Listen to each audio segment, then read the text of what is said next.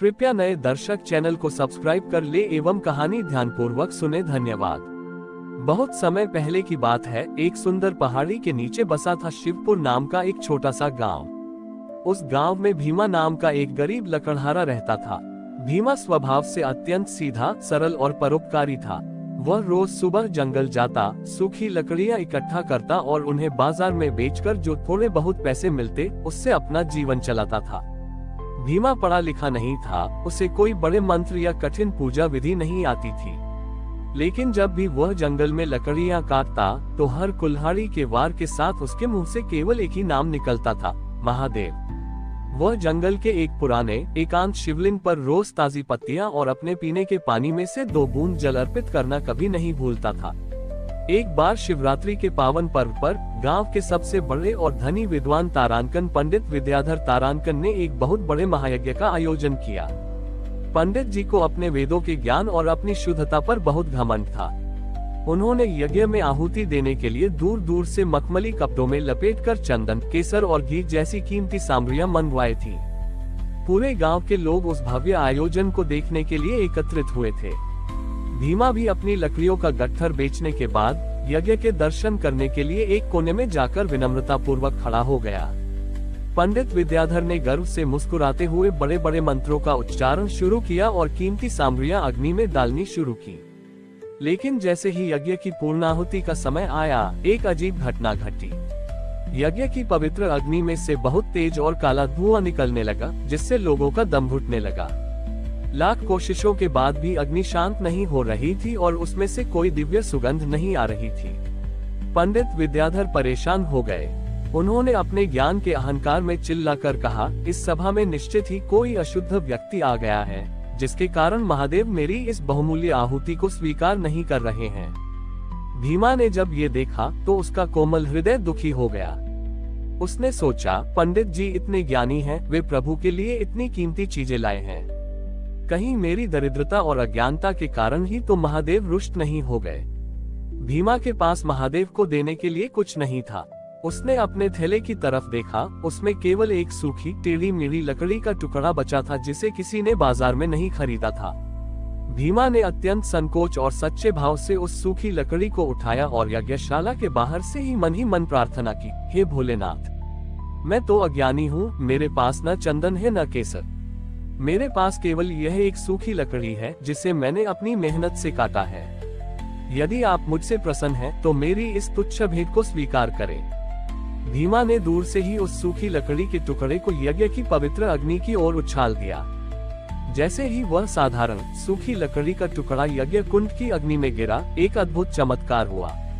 वह काला और भारी धुआं पल भर में गायब हो गया। यज्ञ की अग्नि से सोने जैसी दिव्य लपटें उठने लगी और पूरे वातावरण में चंदन और केतकी की ऐसी अलौकिक सुगंध फैल गई, जो पंडित जी के महंगे चंदन में भी नहीं थी। तभी उस यज्ञ की दिव्य लपटों के बीच से साक्षात देवों के देव महादेव का एक सौम्य और तेजोमय स्वरूप प्रकट हुआ। उनके जटाओं में गंगा की धारा शांत थी और उनके मुख पर असीम करुणा की मुस्कान थी। पंडित विद्याधर और सभी ग्रामीण अचंभित होकर घुटनों के बल बैठ गए। पंडित जी ने कांपते स्वर में पूछा, प्रभु, मैंने आपके लिए देश विदेश से सबसे कीमती सामग्रियां मंगवाई थी, फिर आपने इस निर्धन लकड़हारे की सूखी लकड़ी को क्यों स्वीकार किया? महादेव ने अत्यंत गंभीर और मधुर वाणी में कहा, हे विद्याधर, तुम जो सामग्रियां लाए थे वे तुम्हारी धन दौलत और समाज में अपनी प्रतिष्ठा दिखाने के अहंकार से भरी हुई थी। जहाँ मैं और मेरा का भाव होता है, वहाँ मेरा वास नहीं होता। लेकिन भीमा ने जो सूखी लकड़ी अर्पित की, वह उसके दिन भर के कड़े परिश्रम, निश्चल प्रेम और पूर्ण समर्पण का प्रतीक थी। मुझे किसी वस्तु की कीमत से नहीं, बल्कि उसके पीछे छिपे पवित्र भाव से सरोकार है। ये सुनते ही पंडित विद्याधर का सारा घमंड चूर चूर हो गया।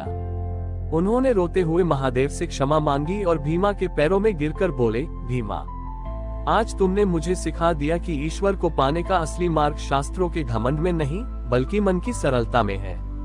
महादेव ने भीमा को आशीर्वाद दिया कि उसका घर कभी अन्न धन से खाली नहीं रहेगा और उसकी कुल्हाड़ी जब भी किसी सूखी लकड़ी पर चलेगी, वह वन की रक्षा करते हुए ही चलेगी। इसके बाद प्रभु अंतर्ध्यान हो गए। ये कहानी हमें सिखाती है कि ईश्वर के दरबार में आपकी संपत्ति या ज्ञान की बड़ी बड़ी बातें नहीं देखी जाती, वहाँ केवल आपके हृदय की शुद्धता और निश्चल समर्पण ही मायने रखता है। महादेव की साक्षात कृपा पाने के बाद भी भीमा के जीवन की सहजता में कोई बदलाव नहीं आया। उसने महल जैसी सुख सुविधाओं की इच्छा नहीं की। वह पहले की ही तरह सुबह उठता, वन की ओर जाता और केवल सूखी लकड़ियां चुनता। अंतर बस इतना था कि अब जब भी वह वन में कदम रखता तो पेड़ पौधे और पशु पक्षी भी उसके आने पर अपनी खुशी जताते थे। पंडित विद्याधर भी अब उसके सच्चे मित्र और शिष्य बन चुके थे। कई वर्ष बीत गए। भीमा अपनी सादगी में जीते हुए वृद्ध हो चला था। उसी समय उस राज्य पर एक भयानक विपत्ति आई। पड़ोसी राज्य के एक राजा ने, जो अपने विशाल हथियारों और क्रूरता के लिए जाना जाता था, इस शांत राज्य पर हमला कर दिया। शत्रु सेना के पास लोहे के बड़े बड़े रथ और ऐसे अस्त्र थे जो पल भर में तबाही मचा सकते थे। शत्रु सेना गांव-गांव को जलाती हुई शिवपुर की सीमा तक पहुंच गई। गांव के लोग अपनी जान बचाने के लिए इधर उधर भागने लगे। भीमा उस समय उसी पुराने एकांत मंदिर में शिवलिंग के सामने बैठा ध्यान में लीन था। तभी गांव के कुछ लोग दौड़ते हुए मंदिर में आए और रोते हुए बोले, भीमा बाबा, शत्रु सेना ने हमारे घरों को घेर लिया है। उनके पास ऐसी आग उगलने वाली मशीनें हैं जो हमारे पूरे गांव को राख कर देंगी। अब हमारा बचना असंभव है। भीमा ने अपनी आंखें खोली। उसके चेहरे पर भय का कोई चिन्ह नहीं था। वह शांत कदमों से मंदिर से बाहर निकला और गांव के मुख्य मार्ग पर जाकर खड़ा हो गया, जहां से शत्रु सेना के सैनिक अपने विशाल रथों के साथ आगे बढ़ रहे थे। क्रूर सेनापति ने जब एक बूढ़े निहत्थे लकड़हारे को अपनी सेना के सामने इस तरह निडर खड़े देखा, तो उसने अपना रथ रोका और अट्टहास करते हुए कहा, बूढ़े, मौत सामने खड़ी है और तू यहाँ रास्ता रोककर खड़ा है। हट जा सामने से, वरना मेरा ये लोहे का रथ तुझे कुचल देगा। भीमा ने अपनी कांपती हुई लेकिन गंभीर आवाज में कहा, राजन, ये भूमि महादेव की है। यहाँ केवल शांति और प्रेम का वास है। अपने इस विनाशकारी हथियारों के घमंड को छोड़ दो और वापस लौट जाओ। हिंसा से कभी किसी का कल्याण नहीं हुआ। सेनापति गुस्से से तमतमा उठा। उसने अपनी विशाल तलवार निकाली और भीमा पर वार करने के लिए हाथ उठाया। लेकिन जैसे ही उसने तलवार हवा में लहराई, भीमा के हाथ में मौजूद उसकी पुरानी साधारण लकड़ी की लाठी, जो उसने वन की सूखी लकड़ी से बनाई थी, से एक अलौकिक सुनहरी चमक निकली। ठीक उसी क्षण पूरे वन में और उस प्राचीन मंदिर की दिशा से एक भयंकर गर्जना हुई, डम डम डम। वह डमरू की ध्वनि इतनी तीव्र थी कि शत्रु सेना के लोहे के रथों के पहिए अपने आप जमीन में धंस गए। सैनिकों के हाथों में मौजूद भारी हथियार अचानक इतने गर्म हो गए कि उन्हें मजबूरन उन्हें जमीन पर फेंकना पड़ा। सेनापति ने देखा कि भीमा की उस साधारण लकड़ी की लाठी से निकलने वाला प्रकाश धीरे धीरे एक विराट आकार ले रहा था। उस प्रकाश के बीच साक्षात महाकाल का एक अत्यंत शांत परंतु ब्रह्मांडीय स्वरूप दिखाई दिया, जिनकी जटाओं से तेज हवाएं चल रही थी। शत्रु सेना के सैनिक और सेनापति उस असीम शक्ति के सामने पूरी तरह असहाय हो गए। उनका हथियारों का घमंड एक पल में चूर चूर हो गया। सेनापति रथ से नीचे गिर पड़ा और उसने भीमा के पैर पकड़ लिए। हमें क्षमा करें महात्मा, हमें अपनी सैन्य शक्ति पर अहंकार था, लेकिन हम भूल गए थे कि इस चराचर जगत की सबसे बड़ी शक्ति ईश्वर और उसकी बनाई शांति में है। हम ये युद्ध यहीं रोकते हैं। शत्रु सेना अपने हथियार छोड़कर नतमस्तक होकर वापस लौट गई। गांव वालों ने राहत की सांस ली और हर हर महादेव के जयकारे लगाने लगे। भीमा ने मुस्कुराकर शिवलिंग की ओर देखा और सबको समझाया कि जब तक हमारे भीतर सत्य और पूर्ण समर्पण है, तब तक दुनिया का बड़े से बड़ा हथियार भी हमारा कुछ नहीं बिगाड़ सकता। भीमा की लाठी से प्रकट हुई महाकाल की उस दिव्य लीला के बाद शत्रु सेना सदा के लिए लौट गई। राजा और सेनापति ने युद्ध का मार्ग त्याग कर अपना जीवन धर्म और जनकल्याण में लगा दिया। भीमा ने अपनी अंतिम सांस तक उसी वन और शिवलिंग की सेवा की और अंततः महादेव के परम प्रकाश में विलीन हो गया। शताब्दियों का कालचक्र घूमता रहा। सतयुग, द्वापर और त्रेता के संस्कार पीछे छूट गए और धरती पर घोर कलयुग का साम्राज्य आ गया। वह हरा भरा शिवपुर गांव अब एक विशाल, अत्याधुनिक और कंक्रीट से घिरे शहर में तब्दील हो चुका था। प्राचीन वन काट दिए गए थे, लेकिन उस वन के केंद्र में स्थित वह छोटा सा शिवलिंग और भीमा की समाधि आज भी एक ऊंची इमारत की ओट में सुरक्षित थे। आधुनिक युग के लोग इसे केवल एक प्राचीन स्मारक मानते थे। कलयुग के इस दौर में उस शहर की सबसे बड़ी कंस्ट्रक्शन कंपनी का मालिक था नील। नील एक ऐसा इंसान था जिसे केवल कंक्रीट, स्टील और मुनाफे की भाषा समझ आती थी। उसके लिए पेड़ पौधों और इतिहास का कोई मोल नहीं था। नील ने उस पुराने मंदिर और समाधि वाली जमीन को खरीद लिया था और वह वहां शहर का सबसे ऊंचा 100 मंजिला आधुनिक बिजनेस टावर बनाना चाहता था। जब इंजीनियर्स और मजदूर बड़ी बड़ी आधुनिक क्रेन और ड्रिलिंग मशीनें लेकर वहां पहुंचे, तो कुछ स्थानीय बुजुर्गों ने नील को रोकने का प्रयास किया। उन्होंने भीमा लकड़हारे और महादेव की वह प्राचीन कथा सुनाई। नील हंसा और अपने हाथ में पकड़े हुए अत्याधुनिक टैबलेट को दिखाते हुए बोला, ये कलयुग है। यहाँ स्टील की ताकत चलती है, पुरानी कहानियों की नहीं। मशीनों को आगे बढ़ाओ और इस पुराने ढांचे को ढहा दो। मजदूरों ने जैसे ही उस प्राचीन मंदिर की दीवारों को तोड़ने के लिए अपनी हाइड्रोलिक मशीनें चालू की, एक अजीब सी घटना घटी। मशीनों का सारा डेटा अचानक स्क्रीन से गायब हो गया। कंपनी का सारा हाईटेक नेटवर्क और सैटेलाइट सिस्टम एक सेकंड में ठप हो गया। नील ने गुस्से में कहा, यह क्या बकवास है? बैकअप सिस्टम चालू करो। लेकिन बैकअप चालू होने के बजाय उस प्राचीन शिवलिंग के पास दबी हुई भीमा की वह सदियों पुरानी सूखी लकड़ी की लाठी, जो अब तक माटी में मिल चुकी थी, उस जगह से एक अद्भुत सुनहरी किरण बाहर निकली। वह किरण जैसे ही नील की लोहे और स्टील की विशाल क्रेन से टकराए, वे भारी भरकम मशीनें मोम की तरह पिघलने लगी। कंक्रीट के फर्श पर बड़ी बड़ी दरारें पड़ गईं और उन दरारों के बीच से चंदन और केतकी के प्राचीन वृक्ष पल भर में उगाए, जैसे प्रकृति अपना खोया हुआ साम्राज्य वापस मांग रही हो। पूरी निर्माण साइट पर एक गहरी गूंजती हुई ध्वनि सुनाई दी, डम डम डम। वह डमरू की आवाज सीधे आसमान से आ रही थी।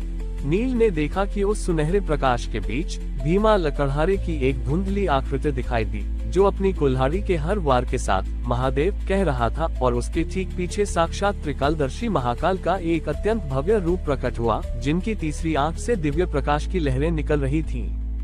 नील का सारा आधुनिक घमंड, उसकी अरबों की संपत्ति और उसकी स्टील जैसी मजबूत तकनीक उस अलौकिक सत्ता के सामने तिनके से भी छोटी लगने लगी। हवा में ऑक्सीजन कम होने लगी और नील को महसूस हुआ कि उसका दम घुट रहा है।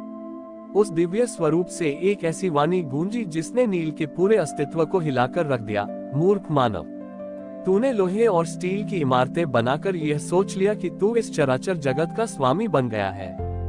जिस भूमि को मेरे भक्तों ने अपने निश्चल परिश्रम और करुणा से सींचा है, तू उसे अपने व्यापार के कंक्रीट में दबाना चाहता है। याद रख, इंसानी तरक्की जब प्रकृति और ईश्वर की मर्यादा लांघती है, तो महाकाल का एक ही नियम काम करता है, विनाश। नील भय से कांपते हुए घुटनों के बल गिर पड़ा। उसकी आंखों से आंसू बहने लगे। उसने अपना टैबलेट फेंक दिया और उस प्राचीन माटी पर अपना सिर रख दिया, जहां कभी भीमा बैठता था। वह रोते हुए बोला, मुझे क्षमा करे प्रभु, मैं तकनीक और पैसे के नशे में अंधा हो गया था। मैं इस पवित्र स्थान को कभी नहीं छूऊंगा। मुझे एक अवसर दीजिए। जैसे ही नील के भीतर का अहंकार पूरी तरह समर्पित हुआ, वह तीव्र रौद्र प्रकाश शांत हो गया। डमरू की ध्वनि बंद हो गई, पिघली हुई मशीनें शांत हो गईं और उगाए गए वृक्षों से शीतल हवा बहने लगी। नील का जीवन उस दिन के बाद पूरी तरह बदल गया। उसने उस 100 मंजिला टावर का प्रोजेक्ट हमेशा के लिए रद्द कर दिया। अपनी कंपनी की सारी संपत्ति का एक बहुत बड़ा हिस्सा उसने शहर के बीचों बीच एक विशाल ऑक्सीजन जोन और प्राकृतिक वन बनाने में लगा दिया। उस वन के केंद्र में उसने उस प्राचीन मंदिर और भीमा की समाधि को और भी सुंदर रूप में सुरक्षित किया। जहां कलयुग की मशीनी जिंदगी से थके हुए लोग आते, उस पावन माटी को मस्तक से लगाते और ओम नमः शिवाय कहकर सच्ची मानसिक शांति पाते। महादेव ने कलयुग के इस आधुनिक इंसान को भी यह सिखा दिया कि चाहे युग कितना भी बदल जाए, इंसान कितनी भी बड़ी कंक्रीट की दुनिया बना ले, लेकिन ईश्वर की बनाई प्रकृति, निश्चल भक्ति और सादगी के नियम हमेशा सर्वोच्च रहेंगे। नील के इस महान हृदय परिवर्तन के बाद कंक्रीट के उस आधुनिक शहर के बीचों बीच बना वह प्राकृतिक वन पूरी दुनिया के लिए एक मिसाल बन गया। लोग उसे भीमा स्मृति वन कहने लगे। नील ने अपनी आलीशान जिंदगी छोड़कर अपना अधिकांश समय उसी वन की देखरेख और महादेव की सेवा में समर्पित कर दिया। लेकिन समय की गति कभी नहीं रुकती और कलयुग अपने अंतिम और सबसे कठिन दौर में प्रवेश कर रहा था। अब से कई दशक आगे का समय था। इंसान ने धरती की सीमाओं को लांघकर अंतरिक्ष में बस्तियां बसा ली थीं। तकनीक इतनी हावी हो चुकी थी कि मनुष्यों ने रोबो लाइफ नाम की एक ऐसी प्रणाली विकसित कर ली थी, जहां लोगों के दिलों में धड़कने वाले प्राकृतिक दिल की जगह एक मैकेनिक चिप लगा दी जाती थी, ताकि वे बिना थके, बिना किसी भावना या दर्द के केवल एक मशीन की तरह काम कर सकें। इस युग के इंसानों के लिए प्रेम, करुणा, सादगी और प्रार्थना जैसी चीजें पूरी तरह से विलुप्त हो चुकी थी। इस अंतिम दौर में विश्व के सबसे बड़े साइबर साम्राज्य के सर्वोच्च कमांडर थे क्रिस। क्रिस के शरीर का आधा हिस्सा मशीनी था और उनका मानना था कि भावनाएं और पुरानी आस्थाएं इंसानी तरक्की की सबसे बड़ी दुश्मन है। क्रिस की नजर उसी भीमा स्मृति वन पर पड़ी, जो अब पूरे ग्रह पर एकमात्र जीवित प्राकृतिक स्थान बचा था। क्रिस ने अपनी मुख्य काउंसिल से कहा, ये जंगल और यह पुराना मंदिर हमारी आधुनिक सभ्यता पर एक पिछड़ा हुआ धब्बा है। यहाँ की जमीन के नीचे जो खनिज है, उनसे हम अंतरिक्ष के लिए नए हथियार बना सकते हैं। इस पूरे जंगल को लेजर किरणों से साफ कर दो और उस प्राचीन पत्थर शिवलिंग को हमारी प्रयोगशाला में रिसर्च के लिए ले आओ। क्रिस के आदेश पर आसमान में उड़ने वाले विशाल लेजर शिप और रोबोटिक सैनिक उस वन के चारों तरफ घेरा बनाकर खड़े हो गए। जब मशीनी सैनिकों ने वन के भीतर कदम रखा, तो नील द्वारा नियुक्त किए गए अंतिम रक्षक घबराकर उस प्राचीन शिवलिंग और भीमा की समाधि के पास एकत्रित हो गए। वे सब हाथ जोड़कर रोने लगे, क्योंकि कलयुग की उस मशीनी ताकत के सामने वे पूरी तरह असहाय थे। क्रिस ने अपने स्पेसशिप से एक बटन दबाया और एक विशाल लेजर गन का रुख सीधे उस प्राचीन शिवलिंग की ओर हो गया। क्रिस ने अट्टहास करते हुए कहा, मिटा दो इस पुराने इतिहास को। जैसे ही उस गन से विनाशकारी लाल लेजर किरण निकली और शिवलिंग को छूने ही वाली थी, एक ऐसी घटना घटी जिसकी कल्पना किसी कंप्यूटर या एआई ने नहीं की थी। भीमा की समाधि की मिट्टी के भीतर से, जहां सदियों पहले वह साधारण सूखी लकड़ी की लाठी विलीन हुई थी, एक अत्यंत तीव्र नीले रंग का प्रकाश स्तंभ निकला। उस प्रकाश स्तंभ ने उस लेजर किरण को हवा में ही सोख लिया। देखते ही देखते उस पूरे साइबर शहर की सभी मशीनें, उड़ते हुए स्पेसशिप और रोबोटिक सैनिकों के सिस्टम्स एक के बाद एक फ्रीज होने लगे। पूरे ग्रह के आसमान का रंग अचानक गहरा काल भैरव जैसा काला हो गया। बादलों के बीच किसी बिजली की गड़गड़ाहट नहीं हुई, बल्कि एक ऐसी ध्वनि गूंजी जिससे मशीनों के लोहे के जोड़ कांपने लगे, डम डम डम। क्रिस ने अपने मशीनी हाथ से सिस्टम को कंट्रोल करना चाहा, लेकिन उसका वह कृत्रिम हाथ पूरी तरह जाम हो गया। तभी उस नीले प्रकाश स्तंभ के बीच से एक विराट आकृति उभरी। वह रूप किसी कंक्रीट या स्टील का नहीं था, वह साक्षात ब्रह्मांडीय चेतना, भस्म और अनंत काल के स्वामी महाकाल का था। उनके मस्तक पर तीसरी आंख आधी खुली थी, जिससे कलयुग का सारा कृत्रिम जाल पल भर में जलकर भस्म होने लगा था। महाकाल के उस रूप के सामने भीमा लकड़हारे की एक सूक्ष्म छवि दिखाई दी, जो बड़ी ही सरलता से अपनी सूखी लकड़ी प्रभु के चरणों में रख रही थी। अंतरिक्ष और धरती के सभी स्क्रीनों पर एक ऐसी वाणी गूंजी जिसने मशीनी इंसानों के भीतर सोई हुई आत्मा को झकझोर दिया, हे मानव, तूने लोहे और चिप के दम पर अपनी भावनाओं को मार दिया और स्वयं को अमर समझने की भूल कर बैठा। तूने सोचा कि तू मेरे भक्तों के सरल विश्वास और इस माटी के अस्तित्व को मिटा देगा। याद रख, जब सृष्टि से करुणा, सादगी और प्रेम का अंतिम तिनका भी मिटने लगता है, तब महाकाल का केवल एक ही न्याय होता है, प्रलय और पुनरुत्थान। क्रिस ने जब अपनी आंखों के सामने अपने विशाल स्पेस शिप्स को तिनके की तरह हवा में बिखरते देखा, तो उसके भीतर का वह मशीनी घमंड एक सेकंड में टूट गया। उसकी कृत्रिम चिप के पीछे छिपा उसका असली इंसानी दिल, जो बरसों से सोया हुआ था, अचानक तेजी से धड़कने लगा। उसकी आंखों से आंसू बहने लगे। ये सदियों बाद उस ग्रह पर किसी इंसान के गिरे हुए पहले आंसू थे। क्रिस अपने स्पेसशिप के डेक पर ही घुटनों के बल गिर पड़ा और उसने दोनों हाथ जोड़कर कहा, हे अनंत शक्ति, मुझे क्षमा करें। हम मशीनों की दौड़ में इतने अंधे हो गए थे कि हम ये भूल गए कि हम खुद क्या हैं। हमें नष्ट मत कीजिए, हमें हमारी माटी, हमारी भावनाएं वापस दे दीजिए। जैसे ही उस कलयुग के अंतिम शक्तिशाली मानव के भीतर सच्ची आत्मग्लानि और सरलता जागी, महाकाल का वह रौद्र रूप धीरे धीरे शांत हो गया। आसमान का काला रंग हट गया और वहां एक सुंदर प्राकृतिक सुबह की धूप बिखर गई। डमरू की ध्वनि थम गई, लेकिन उस ध्वनि के प्रभाव से पूरे शहर के इंसानों के भीतर की कृत्रिम चिप्स अपने आप निष्क्रिय हो गईं और उनके भीतर का असली संवेदनशील दिल फिर से धड़कने लगा। क्रिस ने उस दिन के बाद से अपनी पूरी तकनीक का रुख मोड़ दिया। उसने हथियारों और मशीनी इंसानों के प्रोजेक्ट को हमेशा के लिए बंद कर दिया। उस पूरे ग्रह को वापस एक हरा भरा और सुंदर संसार बनाने का काम शुरू हुआ। भीमा स्मृति वन के उस प्राचीन मंदिर को सृष्टि का मुख्य केंद्र माना गया, जहां अब कोई रोबोट नहीं बल्कि हाड़ मांस के सरल इंसान आते, उस पवित्र मिट्टी को अपने माटी के शरीर पर लगाते और हाथ जोड़कर कहते, विज्ञान चाहे जहाँ तक जाए, हमारी आत्मा का विश्राम केवल महादेव के चरणों में ही है। आपका एक लाइक और सब्सक्राइब मुझे अगले वीडियो बनाने के लिए बहुत हिम्मत देता है, तो तुरंत चैनल को सब्सक्राइब करें और बेल आइकन भी ऑन कर ले। हर हर महादेव।